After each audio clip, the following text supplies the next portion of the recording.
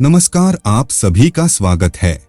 दोस्तों, सनातन हिंदू धर्म दुनिया का सबसे प्राचीन धर्म माना जाता है और सबसे ज्यादा ग्रंथ और ऐतिहासिक प्रमाण हिंदू धर्म में ही मिलते हैं। रामायण और महाभारत जैसे ग्रंथों में तो संसार के सबसे बड़े युद्धों का भी वर्णन मिलता है। ऐसे युद्ध न पहले कभी लड़े गए थे और न कभी लड़े जाएंगे। इन महाभयंकर युद्धों में ऐसे विनाशकारी अस्त्रों का प्रयोग किया गया था जिनकी कल्पना करना भी असंभव है। महाभारत में ऐसे कई अस्त्रों और शस्त्रों का वर्णन मिलता है जो इतने भयंकर थे कि उनमें पृथ्वी और ब्रह्मांड का विनाश करने की क्षमता थी। ब्रह्मास्त्र, ब्रह्मशिरस्त्र, वरुण अस्त्र, अग्नि अस्त्र, नारायण अस्त्र और पशुपथास्त्र जैसे कई अस्त्रों का प्रयोग युद्धों में किया गया था। इन दैवीय अस्त्रों में भयंकर विनाश करने की क्षमता थी। केवल मंत्र शक्ति से इन अस्त्रों को प्रकट किया जा सकता था।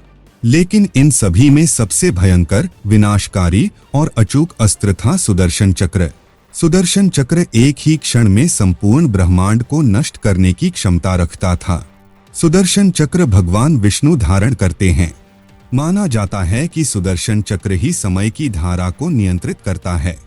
सुदर्शन चक्र के कारण ही यह ब्रह्मांड चलायमान है। महाभारत के अनुसार द्वापर युग में भगवान विष्णु ने श्री कृष्ण के अवतार में पृथ्वी पर जन्म लिया था और यह अस्त्र श्री कृष्ण धारण करते थे। श्री कृष्ण ने इस अस्त्र का प्रयोग कई बार किया था। जैसे शिशुपाल का वध भी श्री कृष्ण ने सुदर्शन चक्र से ही किया था। कुछ पुराणों के अनुसार सुदर्शन चक्र भगवान शिव जी ने भगवान विष्णु को दिया था। वही अन्य एक कथा के अनुसार सुदर्शन चक्र की निर्मिति देवशिल्पी विश्वकर्मा जी ने एक बहुत ही विशालकाय सितारे की रेत से की थे। उसी सितारे की रेत से उन्होंने भगवान शिव का त्रिशूल भी बनाया था। इसी कारण से इन अस्त्रों में महाभयंकर विनाशक शक्तियां थी। सुदर्शन चक्र इतना भारी था कि इसे उठाने की क्षमता श्री कृष्ण के अलावा अन्य किसी में भी नहीं थी।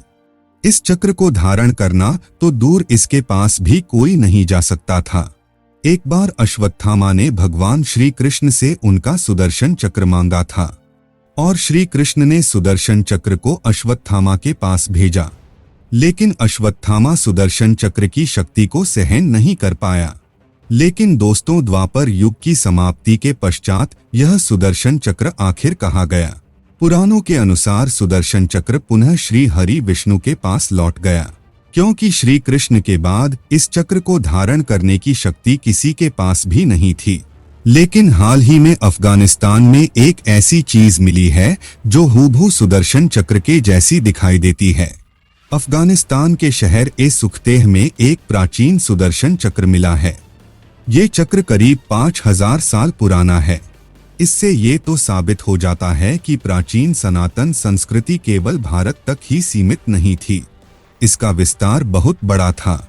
हालांकि यह साबित नहीं हो पाया है कि यह सुदर्शन चक्र भगवान श्री कृष्ण का ही है। पुरातत्व वैज्ञानिकों का मानना है कि यह सुदर्शन चक्र की प्रतिकृति है। तो दोस्तों, उम्मीद है आपको यह जानकारी पसंद आई होगी। वीडियो को लाइक जरूर करें, साथ ही चैनल को सब्सक्राइब करना न भूलें।